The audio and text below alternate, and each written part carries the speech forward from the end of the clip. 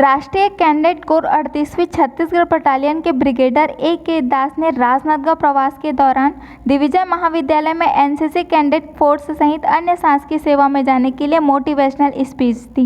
राजनांदगांव जिले के दिग्विजय महाविद्यालय में एनसीसी कैडेटों का मोटिवेशनल सेमिनार का आयोजन किया गया था।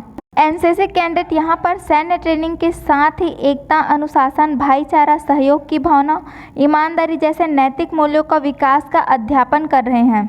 इस मौके पर ब्रिगेडियर ए के दास ने एनसीसी कैडेटों से अपने अनुभव साझा करते हुए सेना में जाने वाले इच्छुक युवाओं को केंद्र सरकार द्वारा हाल ही में जारी किए गए सेना भर्ती के लिए अग्निवीर योजना को बेहतर विकल्प बताया है।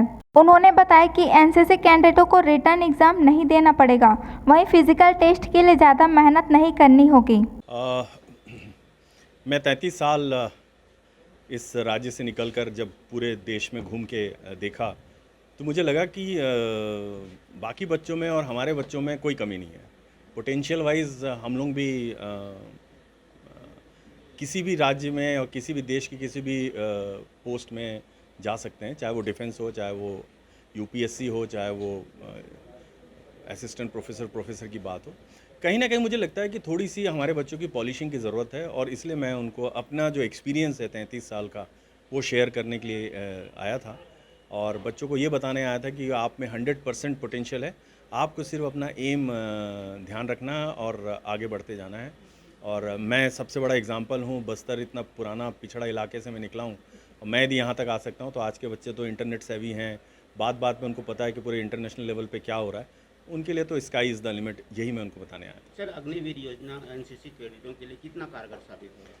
एनसीसी अग्निवीर के लिए बेस्ट इसलिए है कि इसमें दो फ़ायदे हैं उनको। एक तो उनको कोई रिटर्न एग्ज़ाम नहीं देना पड़ेगा, दूसरी बात फिज़िकली उन लोग वो सब करते हैं जो अग्निवीर में ज़रूरत पड़ेगा, और तीसरा जो आगे की बात कर रहा हूँ, जो 25% अग्निवीर जो रह जाएंगे, जो बेस्ट लॉट है उसको फ़ौज परमानेंटली दे देगा, बाकी को वापस आना पड़ेगा।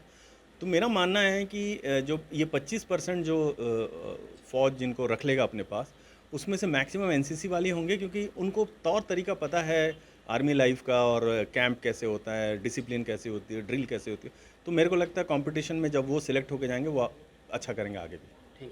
सेना में युवाओं के अग्निवीर बन जाने से प्रथम वर्ष 30,000 मासिक वेतन मिलेगा, वहीं चौथे वर्ष उन्हें 40,000 से अधिक की तनख्वाह मिलेगी।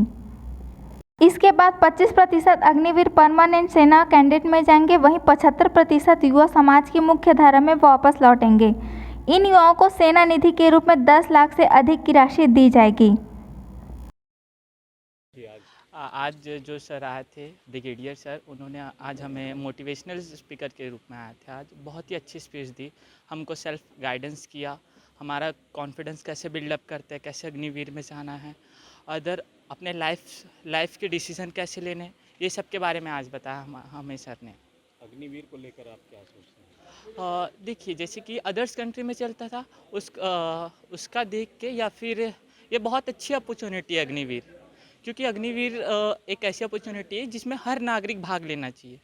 क्योंकि अदर्स कंट्री में ऐसा होता है कि वो कंट्री में जितने लोग रह रहे हैं सबको मौका मिलना चाहिए फ़ौज में जाने का, ठीक है। वैसे ही भारत में भी ये जो अग्निवीर का जो स्कीम है वो लॉन्च हुआ है, तो ये एक तरीके से अच्छा है, क्योंकि इसमें प्रत्येक नागरिक को अपने देश के प्रति जिम्मेदारी का जो अपना महत्व है, देश का महत्व है, वो पता चलेगा। नाम बता दो अपना। मेरा नाम आकाश, एनसीसी कैडेट आकाश। जो प्रेरणादायक स्पीच दिए, हमें जीवन में कैसे, लाइफ में कैसे स्ट्रगल करना है ये सब, और कैसे गोल तय करना है ये सब बताए, और हमें अग्निवीर के बारे में भी बताए कि अग्निवीर योजना होता है जो 4 साल का होता है। इसमें सब फौजी भर्ती ले सकते हैं।